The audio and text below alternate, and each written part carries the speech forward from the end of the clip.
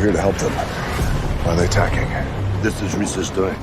You won't believe the true story behind Hercules. Not just a myth, but a legend forged in blood, betrayal, and epic battles. Stay with us as we uncover the untold saga that changed ancient Greece forever. But Hercules took after his father and was almost unbeatable. Once he reached manhood, the gods commanded him to perform 12 labors. And if he could complete them all and survive, Hero would let him live in peace. He fought powerful monsters like the Hydra, the Erymanthian boar, and the Nemean lion. The pirates aren't impressed by Lolaus' story, not believing a word of what he says. But at that moment, Hercules arrives to rescue him, wearing the lion's hide on his head. The pirates aren't scared because there are 40 of them, but numbers are pointless. Hercules can fight with multiple men at the same time, and besides, he isn't alone. His team has come with him. Together, this group of mercenaries easily defeats the pirates and rescues Lolaus. After counting the heads for which they will be paid, Autolycus tells Lolaus he must exaggerate the story of Hercules more so people will believe it, while Amphiaraus receives a vision from the flames. They say a lion and a crow will form a strange alliance and fight across a sea of bodies. Hercules tells Autolycus about wanting to leave for the lands beyond the seas, so he can finally find peace, taking Tydeus with him because he is the only one that can control his rage. When a group of soldiers enter the place and bring with them Princess Erginia of Thrace, who asks Hercules and his team to join her at the palace to hear her father's proposal. When they arrive at the palace, Hercules can't help seeing a large group of refugees behind the walls. They re-welcome by General Sidicles, leader of the Thracian army, who doesn't look very happy about Hercules' presence. Hercules remembers an incident 3 years ago when he killed a Hydra, which was just a bunch of men wearing lizard-like helmets, who declares him a hero, and the memory suddenly turns sour when it flashes images of his wife and kids getting murdered, and Hercules tries his best to ignore it and concentrate on the present. The party meets with Lord Cades, king of Thrace, who teases Amphiaraus for not being able to see much of the future and judges Atalanta's skills based on her gender. He invites them to have dinner with them and explains their troubles. The country is in the middle of a civil war with a bloodthirsty warlord called Rhesus, who is believed to have an army of centaurs. Cades shows Hercules all the refugees that arrive every day after Rhesus burns their villages, and comments on the fact he's lost most of his soldiers, and his current army is formed by farmers. The following day, Hercules and his team begin training the farmers turned soldiers, starting by testing their shield wall, which doesn't hold well. Hercules meets with Cades again, who has information about Rhesus thanks to one of his scouts, Phineas. The tyrant will be attacking the Bessi tribe in central Thrace within 6 days, and Cades wants to take the chance to march and stop him there before he goes any farther. Hercules disapproves of the idea, pointing out the army needs more time to train. After helping Atalanta get rid of Citacle's unwanted attention, Hercules notices Ares sneaking around to see Tydeus sleeping chained to a chariot and almost hurting him when he comes closer. Hercules takes the kid out of there and explains that Tydeus was born in war, and when he found him, he was more animal than human. He saw something that traumatized him so deeply that he now never speaks at all and relives his trauma every night, but Hercules still considers him his most loyal warrior. Before leaving, Hercules gives Ares the Nemean lion's tooth, implying it should have been a gift for his own children. The next day, the army gets ready to march, and Hercules finds Lolaus hidden among the soldiers,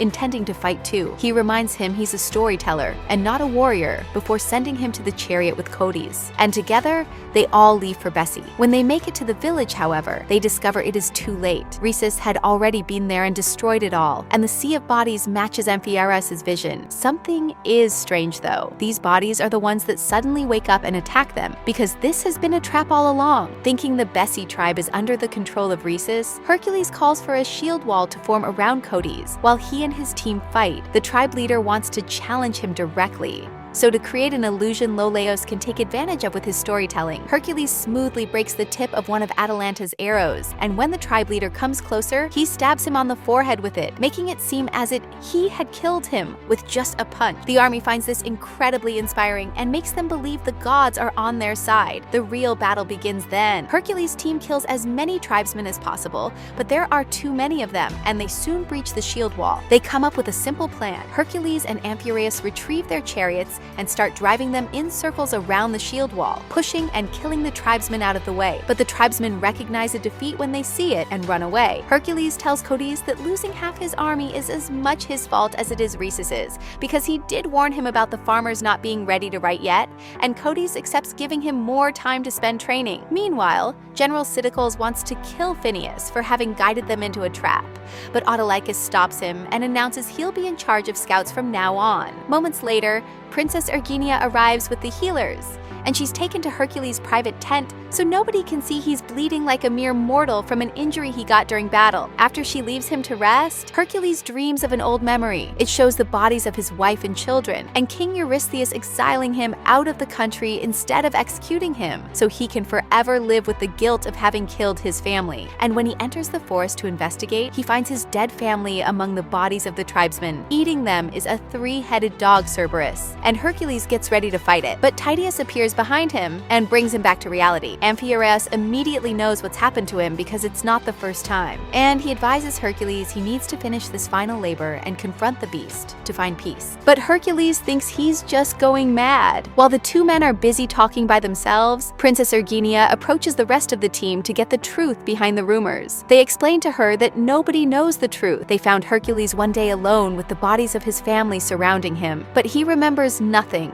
In each of his adventures, he would find one of the members of his team and show compassion for them, earning their loyalty. He was so good at what he did, nobody could believe he could be mortal, and the team simply decided to play along the stories to help them get jobs. They think that what happened to him was probably the blood rage. From then on, Hercules and the team put Codice's army under a very strict training routine. They're given armor and weapons that copy Hercules, and taught the arts of the lance, bow and arrow, sword, hand-to-hand combat, and eventually, they managed to form a shield wall that Tydeus can't break. One day, Phineas comes back with the new intel. Rhesus is near Mount Asticus with an army of centaurs, and Hercules wants to fight him there before he advances farther into their territory. It may be dangerous because the forest can slow down the chariots, but he has a plan. Amphiaraus sadly can't help by telling them if they win or not, since he can't see that, but he does know he's going to die in a week. Some days later, once the army is ready to fight, they arrive at Mount Asticus yet find no enemy camp.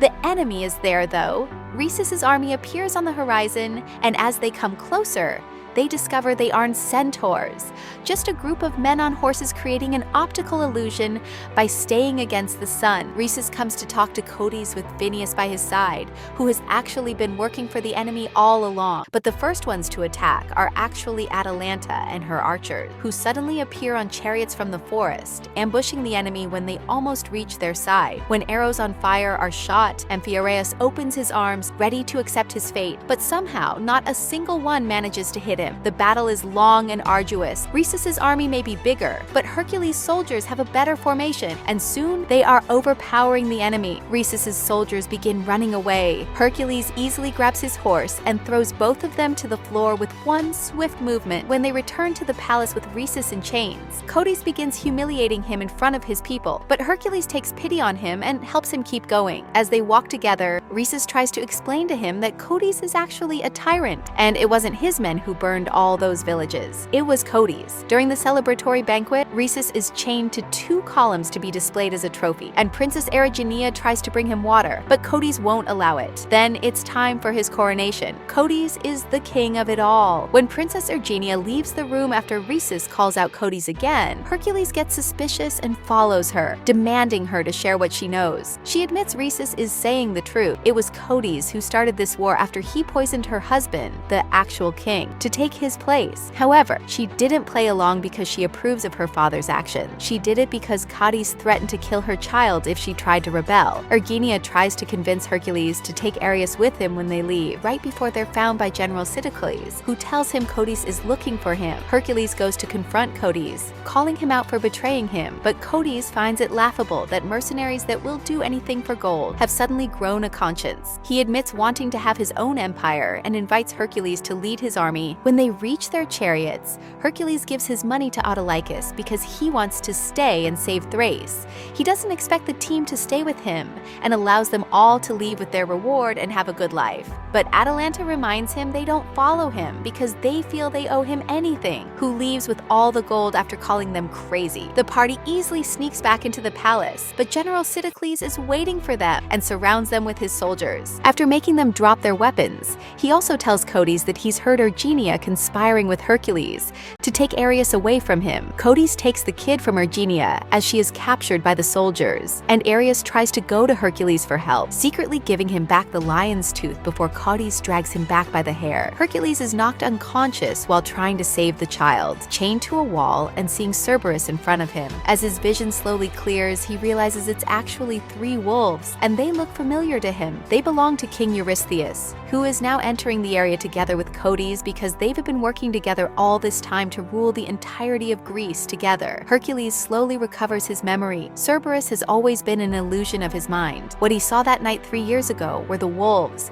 who attacked his family after Eurystheus put a sedative in his drink so he couldn't do anything. Eurystheus admits this is true, and he did it because he hadn't liked the way his people had called out Hercules' name louder than his, as if he was some sort of god. This could be a threat to his power, and he had to be eliminated. Codes makes his soldiers take Erginia out of her cage to be executed, and Hercules feels useless for only being able to watch. However, when Amphiaraus reminds him they all believe in him, and he should believe in himself too, Hercules remembers who he is and summons all his strength to rip off the chains from the wall and go save Erginia. Codes and the others rush out of the room and let the wolves take care of him, while Erginia uses the axe she was about to be executed with to open the doors to the cages. The wolves give Hercules quite a fight, biting him and wounding him on various parts of his body. His final labor is finally complete. Erginia frees the whole party, and they grab some weapons the soldiers left behind. As they make their way upstairs, soldiers keep trying to stop them, but they have no issues fighting back and making their way through when a lance on fire is thrown at them. Amphiaraus once again thinks his time has come and opens his arms to receive his fate, but Hercules grabs it and kills a soldier with it, saving his old friend. While the party takes care of the remaining soldiers, Hercules goes after Eurystheus, who starts making a bunch of excuses for what happened to Hercules' family, like saying he had been controlled by Codes. He also tries to order him around as a king, and even offers him money, but Hercules doesn't care about any of that and stabs him with his own dagger, finally getting revenge for his family. Now he can move on and find peace after all this is over. His thoughts are suddenly interrupted by a whip around his neck. It's Cinematography, who throws Hercules on the floor and gets ready to kill him, only for him to end up stabbed instead when Lolaeus catches by surprise from behind. The two of them rejoin the party, which has rescued Rhesus, and together they leave the palace, freezing as soon as they see Codes waiting for them with his army. Ares is being held by a soldier as a hostage, and Codes threatens to kill him if Hercules doesn't surrender. All of the sudden, the soldier falls dead because of a knife thrown at him. It's Autolycus, who has come back to help. Now Ares runs towards his mother as another battle begins, and Tydeus jumps in to protect him from the incoming arrows. Ares safely joins them, and Tydeus manages to kill most of the archers, but also is hit with a bunch of arrows in return. Hercules picks up Tydeus and watches him die. Codes' army starts charging after most of the flames have died down, and Hercules sees only one way to stop him. Using his extraordinary strength once again, he pushes a giant statue of Hera off its base, which breaks into hundreds of pieces that proceed to crush many soldiers. With their king dead, one by one the soldiers begin kneeling for Hercules and chanting his name, accepting him as their new leader. Hercules' journey proves that even legends are shaped by pain, loyalty, and the fight for justice. As the dust settles and a new era dawns, one thing is clear: true strength lies not just in power, but in the bonds we choose to fight for. Thanks for watching Movie Spotlight Recap. Don't forget to like, subscribe, and join us for the next epic tale.